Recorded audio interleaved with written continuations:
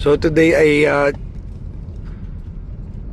May 25. So dito sa Amerika, sineselebrate nila ang Memorial Day. So Monday, holiday. Yan. So ngayon, bibisitahin ko yung aking lolo na war veteran na survive sa Pilipinas ang Death March. Bataan Death March. Siya ay nabigyan din ng award noong sila ay sumali sa Korean War.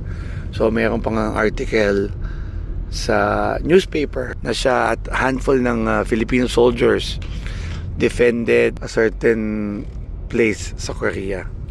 So yan. So ang lolo ko ay captain ng rango sa Pilipinas. So, siya ay nasa military. Yan ang view. Yan. O, diba? Lagi naman ako pinapunta dito eh. Lined up, ang dami. Yan, may program. Ito ang ating mga sundalo.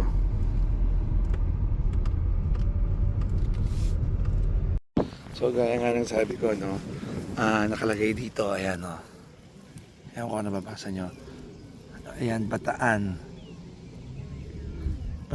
Death March Survival. O, sa yan ang lolo ko.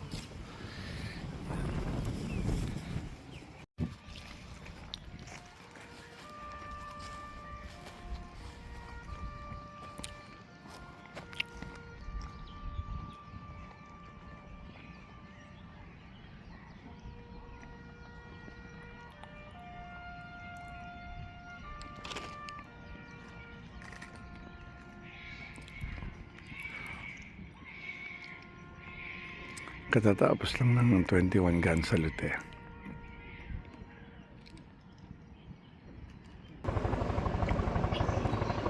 Flyby.